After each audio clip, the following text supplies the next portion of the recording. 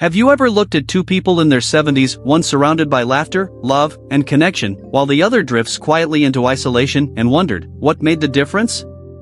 It's not just wrinkles or slowed steps that separate them. It's something deeper, often invisible. Small, unnoticed habits that sneak into our lives as we grow older. Habits that seem harmless on the surface, but over time, they quietly erode our relationships, our joy, and even our health. The scary part? Most of us don't even realize we're doing it until it's already taken something precious from us. But here's the good news: once you become aware of these silent saboteurs, you can change everything. In today's video, we'll pull back the curtain on 9 hidden traps that may be draining your happiness without your consent.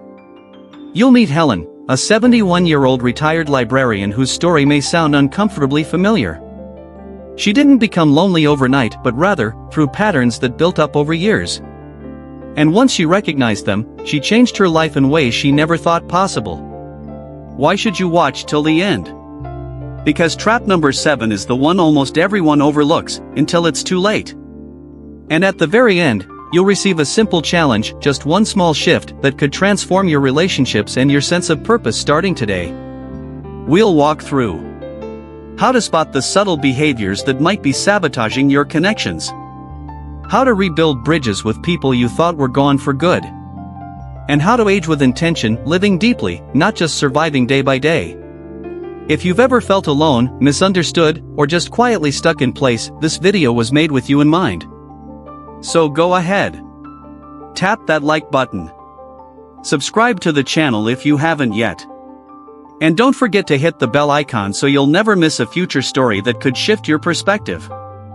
Your support means the world to us, and if this video resonates with you, please consider sharing it with someone who might need it. If you're curious about the topic, comment 1 below. If not, comment 0 so we know to improve next time. And now, let's begin this journey together. Sign number 1, letting yourself go, the slow fade that changes everything. How personal neglect silently dims your light. There was a time when Linda, 72, treated every day like an occasion. She had a signature scent, always wore a pop of color, and never left the house without brushing her hair into soft waves. Her wardrobe? Carefully chosen. Her earrings matched her blouse, and her lipstick added the final touch. She didn't dress to impress others, she dressed to feel alive. But somewhere along the way, something shifted. It didn't happen overnight. It began quietly. She skipped a hair appointment. Opted for loose, comfortable clothes over the fitted blazers she once loved. One morning, she looked in the mirror and asked herself, "What's the point? Who am I trying to look good for now, anyway?" Soon, she stopped dressing up altogether. Sweatpants became her daily uniform. Makeup collected dust in the drawer. And slowly, she stopped seeing herself, literally and emotionally. At first, Linda convinced herself it didn't matter. That this new version of her was simply practical. But inside, a quiet emptiness began to grow. She noticed people interacted with her differently. Strangers no longer offered friendly compliments. Old friends stopped inviting her out as often. And when she stumbled upon old photos, smiling, vibrant, glowing, she barely recognized the woman looking back. That sparkle had vanished. But here's what Linda eventually realized. How we present ourselves to the world doesn't just change how others treat us. It reshapes how we feel about ourselves. Grooming isn't vanity, it's self-respect. It's not about looking younger or impressing anyone. It's about sending a powerful message to yourself. I matter. I'm worth the effort. So how do you reverse this quiet erosion of confidence? Start small. Gentle. Realistic. Get dressed even if you're staying home. Not for a party. Just for you. Choose something clean, well-fitting, and pleasant. Something that feels like you. Take a warm shower. Trim your nails. Brush your hair. These small acts whisper something powerful to your soul: you're still here. You still deserve care. Put on that blouse you used to love. Wear the earrings that make you smile. Add a touch of your favorite fragrance, not for anyone else, but to remind yourself of who you still are. And that's exactly what Linda did. One morning, she put on her old lilac blouse, the one with the soft fabric she used to adore. She smoothed her hair, swiped on a little lipstick, and looked in the mirror. Something in her face softened. She smiled. And that small act sparked something big. People began to notice her again, not just with their eyes, but with their energy. They smiled. Said hello. Complimented her blouse. But more importantly, Linda began to recognize herself again. The woman she feared was gone forever had simply been waiting. Waiting for a sign that she still mattered. And once she gave herself that sign, everything began to change. Sign number 2, the hidden weight of negativity, how complaints quietly push people away. And how one small shift reopened the door to connection. Marilyn, 74, never imagined herself becoming that person. She had always seen herself as honest. Candid. The type who tells it like it is. But as the years wore on, something subtle shifted, something she didn't even notice at first. It started quietly.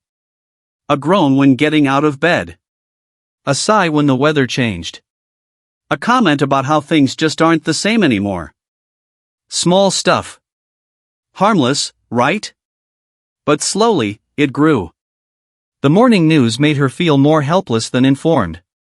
She found herself getting frustrated at politicians, at technology, at strangers on the street. And in conversations with her grandkids, she started making sharp remarks. Back in my day, we respected our elders. Always followed by a shake of the head, as if the world had let her down. At first, Marilyn didn't think much of it. She saw it as honesty. Maybe even wisdom. But the change crept in quietly, like a fog. Her friends stopped bringing up certain topics around her. Phone calls got shorter. Invitations came less often. And her grandchildren, once excited to spend weekends at grandma's, suddenly had other plans. What Marilyn didn't realize was this. Negativity has gravity. It pulls people down.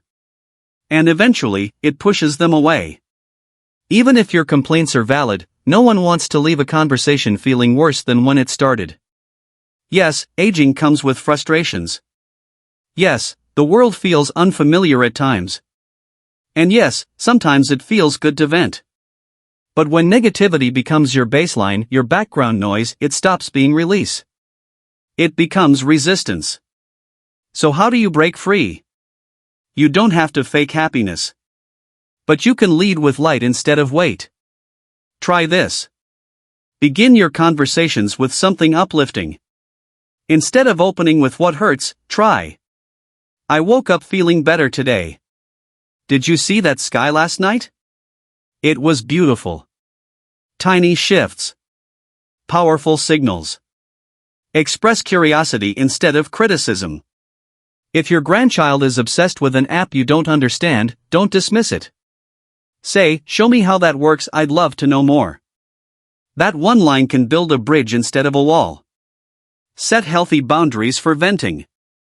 Give yourself 5 minutes to express frustration, then steer towards something positive. Gratitude. Humor. A simple thank you. Because here's the truth. Positive energy has a magnetism. People gravitate toward those who lift them up, not weigh them down. And Marilyn? She started experimenting. One conversation at a time, she led with appreciation instead of irritation. Instead of telling her grandson that kids today are always on their phones, she asked him what he liked most about the game he was playing. Something shifted. He smiled. He shared. And she listened, not to judge, but to connect. Soon, her calls got longer. Her house felt warmer. The grandkids started dropping by again unprompted, just to talk. Even her old friends noticed a change. Marilyn had discovered something powerful. The energy you give is the energy you get. When you speak from a place of light, connection comes back to meet you. Sign number 3, stubbornness in disguise, how resistance to change slowly erodes connection. and the unexpected joy that comes from saying yes. And if you're still with me at this point and these stories are resonating with you, drop a 1 in the comments. It lets me know you're still here walking this journey with me. Eleanor, 75, had always known what she liked and how she liked it. Routine was her comfort zone. She took pride in knowing her way around life. And when someone asked her why she didn't try something new, her answer was always the same. Why fix what's worked perfectly well for decades? But then, things began to shift. Her children and grandchildren stopped calling as often. They started texting instead, sending photos, updates, even birthday messages through family group chats. But Eleanor refused to engage. "I don't need all that techie stuff," she would say, brushing off every offer to help her learn. "If they want to talk to me, they can pick up the phone." But slowly, those calls stopped coming. At first, she didn't realize it. She thought everyone was just busy. But what was really happening was isolation. Not because anyone wanted to leave her behind, but because she refused to meet them halfway. This wasn't just about using a phone. It was about staying woven into the fabric of her family's life. About being present in the way the world now moves.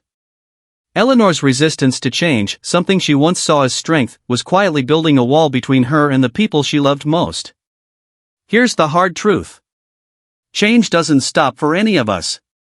And it's easy to feel left behind when the world starts moving faster than we're comfortable with. But the key is curiosity. It's in replacing "I don't need that" with "let me try." Because that small willingness, that one open door, can bring us back into the warmth of connection. You don't need to become an expert overnight. You just need to begin. Let your grandchild show you how to send a simple text. Watch a silly video with them, even if you don't fully get it. Say yes to the new, not because you love it yet, but because it matters to someone you love. And that's exactly what Eleanor finally did. One quiet afternoon, her granddaughter sat beside her on the couch and said, "Come on, Grandma. I'll show you, it's easy." Eleanor hesitated, then said the words that changed everything. "All right. Show me." In just a few minutes, she was typing her first text message. Within a day, she was laughing at inside jokes in the group chat. And by the end of the week, she'd received a dozen pictures of her great-grandbabies, each one a small window into the moments she thought she had missed. But she hadn't missed them. She had just been locked out by a door she didn't know she had the key to all along. Learning to text didn't just reconnect Eleanor to her family. It reawakened something inside her. A sense of belonging. Of presence. Of still mattering. Change isn't always about becoming someone new. Sometimes, it's about becoming who you still are. In a world that's constantly changing.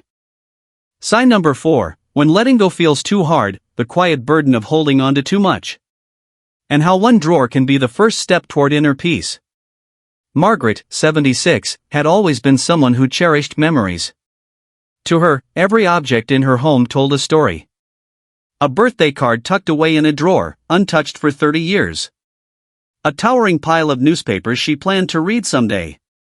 A wardrobe filled with dresses that hadn't seen sunlight in decades. But still, she kept them all. Just in case, she would say. And so, over time, her cozy little home, once a place of comfort and calm, gradually turned into a cluttered maze. Every shelf crammed. Every hallway narrowed. Every room silently screaming for space. At first, Margaret didn't see a problem. She told herself everything had meaning. That one day, these things might serve a purpose. But in truth, the house that once gave her peace was now draining her energy. Simple tasks became exhausting. Tidying up felt like an impossible chore. And inviting people over? Out of the question. She was embarrassed. Overwhelmed. And deep down, stuck. Her daughter gently suggested, "Maybe it's time to let some things go?" But Margaret bristled. "What if I need them someday?" It felt like she was defending pieces of herself. Because it wasn't just the objects. It was the emotions, the identity, the comfort they represented. But the clutter wasn't just in her home anymore. It had crept into her mind, into her mood, into her day-to-day sense of peace. And the saddest part? Holding on wasn't making her feel secure. It was making her feel trapped. Here's the truth many of us struggle to face. When we refuse to let go, we unintentionally block joy from entering. We fill every corner with the past and leave no space for the present. Letting go isn't easy. It never is. But freedom doesn't come from holding tighter. It comes from slowly, gently releasing. So, how do you start? Start small. Not with the attic. Not with the garage. Start with one drawer. One shelf. One dusty box. Ask yourself, do I still use this? Does this still bring me joy? If not, it's time to set it free. Donate what can bring value to someone else. Recycle what no longer serves any purpose. Pass down meaningful keepsakes to family who will cherish them. Make it a simple habit. One item a day. Just one. Tiny actions, repeated with love, lead to powerful change over time. And don't forget, clutter isn't just inconvenient. It can be dangerous. Stacks of items increase the risk of falls, injury, and even stress-related illness. A home should be a sanctuary, not a storage unit. When Margaret finally decided to clear space, something unexpected happened. She didn't just reclaim her rooms. She reclaimed her peace. She donated old clothes she hadn't worn in years. Recycled yellowing magazines. Rearranged her space so she could move freely and breathe easier. And for the first time in years, she looked around and felt light. Her home felt brighter. Her heart, calmer. And most of all, she felt proud to invite friends back again. It wasn't just about letting go of old things. It was about making space for joy to return. Sign number 5, the patience you didn't know you lost, and how one deep breath can bring it back. When frustration replaces kindness without you noticing.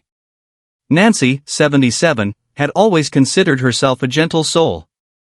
She believed in kindness, in understanding, in giving people the benefit of the doubt. But somewhere along the way, cracks began to form. Small ones, barely noticeable at first. A snap in her tone here. An eye roll there. Moments when the world seemed just too slow, too messy, too frustrating. One afternoon, she stood in line at the grocery store. Her cart was full. She was tired. And the young cashier, clearly new, was fumbling awkwardly with the bags. Nancy could feel it rising. That heat behind the eyes. That tightness in the chest. Why is he moving so slow? Can't he speed up a little? Before she realized it, the words spilled out. Come on, can we hurry this up? And just like that, his hands froze. His eyes dropped. His face flushed with embarrassment. And in that instant, something in Nancy shattered too. She saw not just a slow cashier, but a nervous student. Someone doing his best. And someone who didn't deserve to carry the weight of her impatience. Guilt swept over her like a wave. She had become someone she didn't recognize. Someone she used to judge. As we age, impatience can sneak in quietly. The world speeds up in strange ways, while our own pace slows down. It's easy to feel out of sync, frustrated when things don't move at the rhythm we want. But here's what many forget. Impatience isn't just hard on others, it's exhausting for us, too. It tenses the body, clouds our thoughts, and poisons simple moments that could have been peaceful. So, how do we soften again? It starts with one powerful act. Pause. When irritation rises, take a breath. Then ask yourself, is this really worth getting upset about? Remind yourself, the driver going slow in front of you could be someone's grandfather. That shaky cashier might be working their first job to support school. And sometimes, the kindest thing you can say is, take your time. That's exactly what Nancy did the next time she saw that same cashier. She smiled. Told him he was doing a good job. That he was getting faster each time. He looked up.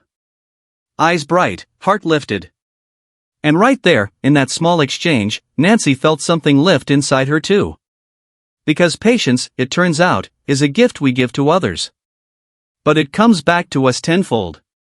It eases stress, deepens connection, and fills our own spirit with calm. So the next time frustration knocks, choose grace instead. Because a moment of kindness might not change the world, but it can change someone's world. And that is more than enough.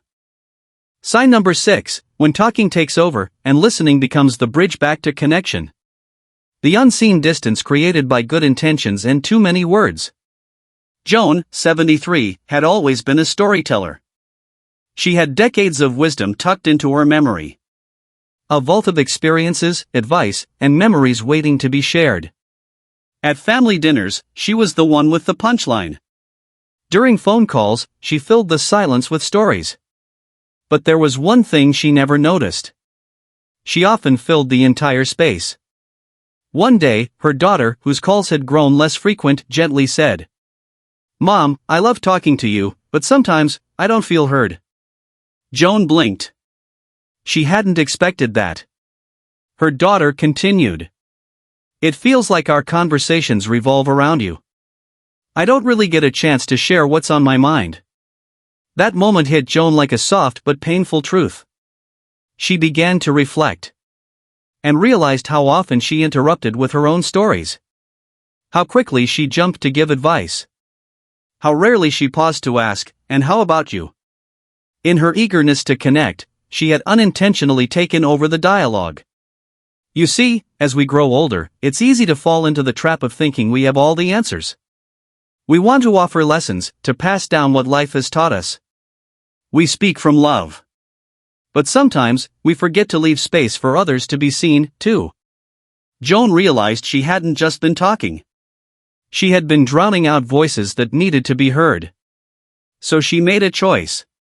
To talk less. And listen more. Here's what she learned.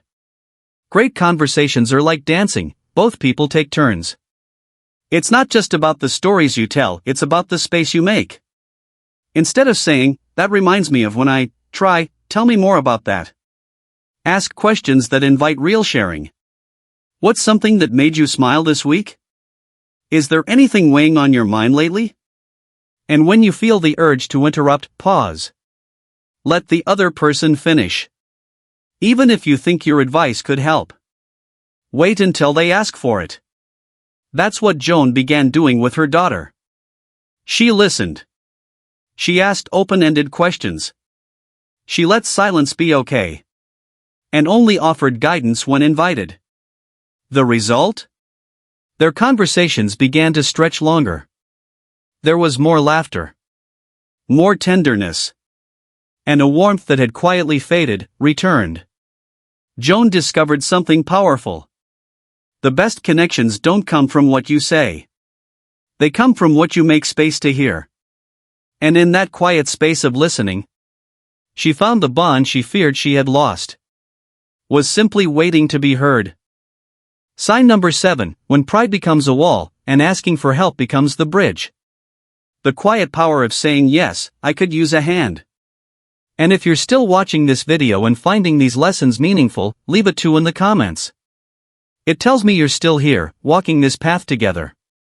Elaine, 78, had always been fiercely independent. It wasn't just a personality trait, it was her identity. She was the one who held everything together. Raised her kids. Managed a household that never seemed to stop buzzing. Even into her later years, she was the neighbor who offered help, never the one asking for it. Being needed made her feel strong. Useful. Whole. But with time, things began to shift. Tasks that once took minutes now required effort. Bags felt heavier. Steps grew slower. One afternoon, as she struggled to haul groceries from her car, her arms trembling under the weight, a kind young man walking by offered, "Would you like some help, ma'am?" Elaine smiled politely and shook her head. "No, thank you. I've got it." But she didn't. Not really. She dragged the bags into her house, her back aching with every step. And what hurt even more wasn't her body, but the quiet sadness creeping in. Because in that moment, she had turned away not just help, but connection. Warmth. A human moment of shared kindness. That night, as she sat in the stillness of her home, a sobering realization swept over her. Refusing help didn't make her stronger. It made her lonelier. Her pride had become a wall, not a shield. You see, asking for help doesn't make you a burden. It makes you human. And when you accept someone's offer to help, you're not taking something from them. You're giving them something rare. A chance to be kind. People want to help. But if you keep saying no, eventually, they stop asking. And when that happens, what you're left with isn't independence. It's isolation. Elaine came to understand this truth. Saying yes, thank you isn't weakness. It's courage. It's connection. Because when we accept help, we invite someone into our world. We allow them to care. And we remind them that their presence matters. It's not just about lifting a heavy bag. It's about sharing the weight of life. So the next time someone offers a hand, don't let pride speak first. Let grace answer instead. That's what Elaine did when she saw that same young man again. This time, she smiled and said, "Actually, I could use a bit of help today." His face lit up. He stepped forward. And as he lifted the bags from her arms, Elaine felt something even heavier being lifted from her heart. In that quiet moment, something shifted. She felt seen, appreciated, and most of all, connected. Have you ever struggled to ask for help? Or felt the deep joy of helping someone who truly needed it? These moments remind us, we're not meant to walk this journey alone. Letting others in is not a sign of weakness. It's a sign of wisdom. Sign number 8, when saving becomes a cage, and you forget what you were saving for. How one weekend away taught her the real value of money. If you're still here and finding these reflections valuable, leave a 2 in the comments so I know you're still with me. Frances, 74, had always been a master of frugality. She could stretch $1 further than most people could imagine. She clipped coupons with pride, skipped vacations without hesitation, and paused for hours before making any non-essential purchase, no matter how small. She had built a solid savings account over the years, more than enough to live comfortably. But a quiet fear still whispered in her mind. What if something unexpected happens? What if I need this money one day? And so, she saved. And saved. And saved. But for what? She'd spent years setting money aside for someday. Yet that someday always seemed just a little too far away to enjoy the now. Then one spring afternoon, her best friend Emily called with a cheerful invitation. "Let's take a weekend trip to the countryside. Just you and me, good food, fresh air, a little adventure." Frances hesitated. A trip meant spending. Restaurants. Gas. Maybe even a hotel. Her first reaction was to decline politely. What if I regret spending that money, she wondered. But deep inside, a tiny voice spoke. When was the last time you truly did something just for joy? Frances had spent decades saving for the future. But what if that future never came the way she expected? She looked at her calendar, blank. She looked at her life, safe, but muted. And then, a question surfaced. What's the point of saving, if I'm never going to let myself actually live? The truth is, Financial responsibility is important. But money isn't meant to just sit there, it's meant to serve your life. Studies show that spending money on experiences like travel, hobbies, and shared meals creates longer-lasting happiness than any material item ever could. Things lose value. But moments? Moments multiply in memory. Frances had earned her stability. But safety without fulfillment is like a full bank account with an empty heart. So she made a new commitment to herself. To say yes to small joys. To create memories while she still could. To build a life that feels rich, not just looks responsible. She even created what she called her joy fund. A little savings pot dedicated purely to pleasure. A spontaneous dinner out. A dance class she'd always wanted to try. A weekend getaway with someone who made her laugh. And the next time Emily called? Frances smiled and said, "Count me in." That weekend, something shifted. She laughed more than she had in months. Felt the sun on her skin. Savored dessert without guilt. And perhaps most importantly, she remembered what living felt like. As they sat watching the sunset, Frances thought. This is what I've been saving for all along. Not the security of untouched savings. But the wealth of joy, connection, and presence. Money was never meant to be the goal. It's the means to moments like this.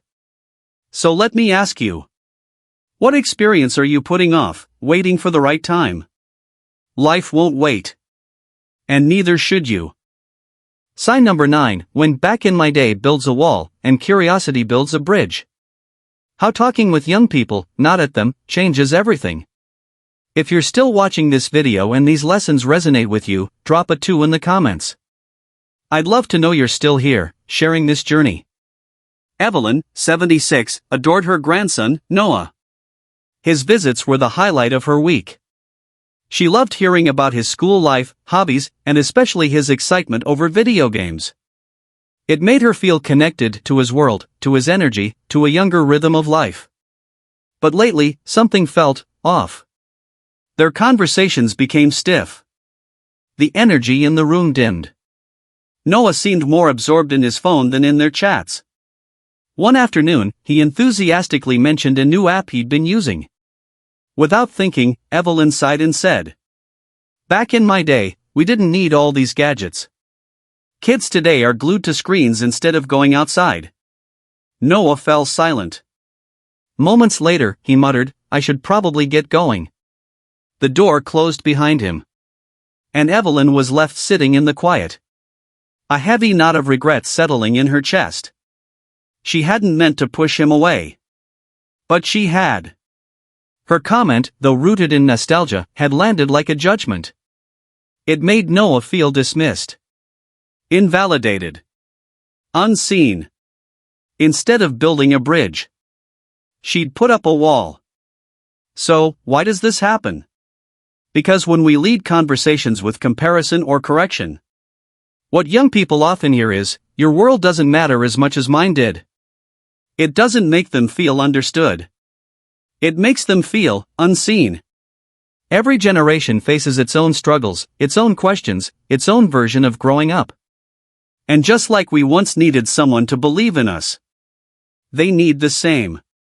So the next time Noah brought up something new, Evelyn paused, breathed, and responded with something different. "That sounds interesting. Tell me more." This time, she didn't shut it down. She didn't compare. She got curious. And when Noah began explaining his gaming strategies and favorite apps, something beautiful unfolded. They connected. Not from the top down, but eye to eye. Heart to heart. The conversation flowed. Laughter returned. And for the first time in a long while, they truly saw each other. Evelyn learned a simple truth. Connection doesn't come from correcting. It comes from listening with interest. From asking instead of assuming. And from letting love be louder than nostalgia. So, let me ask you. Have you ever struggled to connect with the younger generation? What helped you bridge that gap? Sometimes, the most powerful way to close the distance is simply to show up where they are. Not to lecture, but to listen. Sign number 10, carrying bitterness that no one sees, and how letting go sets you free. When old wounds weigh heavier than you realize. If you're still watching this video and feel these life lessons resonate with you, leave a 3 in the comments. That's how I know we're still walking this path together. Holding onto anger and regret is like carrying an invisible backpack filled with stones. You may not see it, but it's there. Dragging behind every moment. Slowing you down. Stealing peace from your present. And dimming the light in your heart. Have you ever found yourself lying awake at night? Reliving something someone said years ago? A betrayal? A cruel word? An apology that never came? And the more you revisit it, the more the world around you seems colder? That's the grip of unresolved pain. The longer you hold it, the more it wraps itself around your spirit. Until bitterness becomes the background music of your life. It creeps into your relationships. It poisons how you see others. And slowly, you begin to pull away from the very people who care the most. Until one day, you ask yourself, why do I feel so alone, even when I'm surrounded? But this weight doesn't just stay in your heart. It seeps into your body, too. Unresolved emotional pain can become physical. Blood pressure rises. Sleep becomes restless. The immune system weakens. And no matter how much you try to hide it, your body knows the truth. You are not meant to carry this forever. So the question is, how do you release what you can't forget? It begins with accepting this simple truth. The past can't be changed. No matter how many times you replay it. What happened, happened. But here's the shift that sets you free. Instead of asking, why did this happen to me? Ask, what did this teach me? Because when you change the question, you change the power it holds over you. Forgiveness becomes your key. Not for them, but for you. Forgiveness doesn't say, what you did was okay. It says, you no longer get to control how I feel. You're not erasing what happened. You're cutting the rope that's been tethering you to it. That is strength. That is power. That is healing. Yes, it's hard. Yes, it takes practice. But each time the past tries to pull you back, pause. Take a breath. Choose one positive thing in the present to focus on. Just one. Write a letter if you need to pour it all out. The pain, the regret, the things unsaid. Then tear it. Burn it. Let the wind take it. And whisper to yourself, it's time to let this go. That's exactly what Evelyn did. For years, she'd carried the weight of past wounds. Old arguments, lost chances, words never spoken. One quiet evening, she sat down with a pen and paper and gave her pain a voice. She wrote and wept. And when she was done, she let it go. She took a deep breath, released it into the night, and something inside her shifted. For the first time in decades, she felt free. No longer chained to pain. No longer defined by what once was. She could finally move forward. And so can you. You were never meant to carry this forever. You were meant to live. To love. And to let go. Sign number 11, ignoring your body's warnings, why it's costlier than you think. When silence speaks louder than words. At first, brushing off health symptoms may seem harmless. A convenient way to avoid stress or worry. After all, who really wants to face the possibility that something might be wrong? But this silence, this quiet dismissal, can be one of the most dangerous decisions we ever make. That little dizzy spell you had the other day? Maybe it was just dehydration. Or maybe it was your body's early alarm about something far more serious, like a mini stroke. That constant fatigue you've been blaming on age? What if it's not age? What if it's your heart quietly asking for help? Too often, we tell ourselves, it's nothing. It'll pass. But here's the truth. The longer we ignore these signals, the heavier the consequences become. Minor health issues left unattended can snowball into full-blown emergencies. So why do we wait? Sometimes it's denial. Sometimes it's fear. Other times, we're just too busy taking care of everyone else. And forget to care for ourselves. But pretending the warning signs don't exist won't protect us. It only pushes us closer to a moment we might regret. Prevention is not fear, it's wisdom. It's love. It's the voice of your future self whispering, please, take care of me now so I can be strong for you later. Small lifestyle changes like drinking more water, staying active, or getting regular checkups can prevent huge setbacks later. But here's the saddest part. Self-care is often the last thing we give ourselves permission to do. Sarah learned this the hard way. She'd been feeling lightheaded for weeks, but told herself it was just part of getting older. Until one morning, she fell hard and ended up in the hospital scared, in pain, and full of regret. That fall was her wake-up call. It shattered the illusion that pushing through was noble. After her recovery, she made a vow. Never ignore a small symptom again. Start listening to her body's whispers. And place her health at the top of her priority list where it should have been all along. She began with simple changes. Staying hydrated. Joining a local balance and movement class. Scheduling regular health check-ins. Because real independence doesn't come from ignoring our limits. It comes from respecting them. When Sarah finally gave herself permission to prioritize her well-being, she didn't lose her freedom. She protected it. Now she walks through life not just standing tall, but fully present, fully aware, and fully in charge. So ask yourself, are there whispers your body has been trying to tell you? A little ache, a strange fatigue, a change you can't quite explain? Don't wait for the pain to scream. Don't wait for the fall. Your health is not just a part of your life. It's the foundation of every moment you have left. You deserve a life that's not just long, but vibrant, free, and whole. And that begins by finally listening to the body that has never stopped speaking.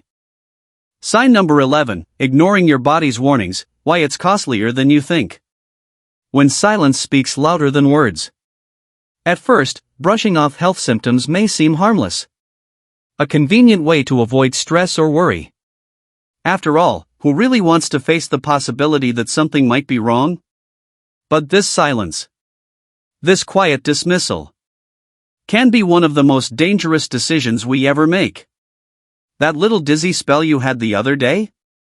Maybe it was just dehydration. Or maybe it was your body's early alarm about something far more serious, like a mini stroke. That constant fatigue you've been blaming on age? What if it's not age? What if it's your heart quietly asking for help? Too often, we tell ourselves, it's nothing. It'll pass. But here's the truth. The longer we ignore these signals, the heavier the consequences become. Minor health issues left unattended can snowball into full-blown emergencies. So why do we wait? Sometimes it's denial. Sometimes it's fear. Other times, we're just too busy taking care of everyone else. And forget to care for ourselves. But pretending the warning signs don't exist won't protect us. It only pushes us closer to a moment we might regret. Prevention is not fear, it's wisdom. It's love. It's the voice of your future self whispering, please, take care of me now so I can be strong for you later. Small lifestyle changes like drinking more water, staying active, or getting regular checkups can prevent huge setbacks later. But here's the saddest part. Self-care is often the last thing we give ourselves permission to do. Sarah learned this the hard way. She'd been feeling lightheaded for weeks, but told herself it was just part of getting older. Until one morning, she fell hard and ended up in the hospital, scared, in pain, and full of regret. That fall was her wake-up call. It shattered the illusion that pushing through was noble. After her recovery, she made a vow. Never ignore a small symptom again. Start listening to her body's whispers. And place her health at the top of her priority list, where it should have been all along. She began with simple changes. Staying hydrated. Joining a local balance and movement class. Scheduling regular health check-ins. Because real independence doesn't come from ignoring our limits. It comes from respecting them. When Sarah finally gave herself permission to prioritize her well-being, she didn't lose her freedom. She protected it. Now she walks through life not just standing tall, but fully present, fully aware, and fully in charge. So ask yourself, are there whispers your body has been trying to tell you? A little ache, a strange fatigue, a change you can't quite explain? Don't wait for the pain to scream. Don't wait for the fall. Your health is not just a part of your life. It's the foundation of every moment you have left. You deserve a life that's not just long, but vibrant, free, and whole. And that begins by finally listening to the body that has never stopped speaking. It's never too late to rewrite the ending. Aging doesn't happen all at once. It's not marked by a single gray hair or a forgotten birthday. It's the slow drift. The quiet choices we make every day. The habits we ignore. The emotions we bury. And the connections we allow to slip through our fingers. But here's the beautiful truth. It's never too late to begin again. Maybe you've seen parts of yourself in Sarah. The moments of stubborn independence. The hesitation to spend. The silent aches you brush off. Or the walls you didn't mean to build between you and those you love. And maybe, just maybe, you've realized that you don't want to keep living like this. That realization? That's where the shift begins. Growing older is not a decline. It's a call. A call to grow deeper. To live fuller. To love more gently and more bravely. Each of the 12 signs we've explored today isn't a sentence. It's a signal. A whisper from your soul asking, can we try a different way? And the answer is yes. You can choose to soften instead of harden. To connect instead of isolate. To listen to your body, forgive your past, and say yes to joy again, no matter how long it's been. You can begin today. Not by changing everything, but by changing something. One choice. One thought. One step. Because the most important chapter of your life might be the one you haven't written yet. So as we close, take a deep breath. Think about one small change you'll carry with you from this moment. Something you'll do not for anyone else, but for you. For the version of you who still wants to laugh, to grow, to love, and to live. Thank you for spending this time with us. If even one idea touched your heart today, leave a comment below and let us know what you'll carry forward. And if you're still watching, type #still here in the comments. To let us know you're walking this path too. You're not alone. You never were.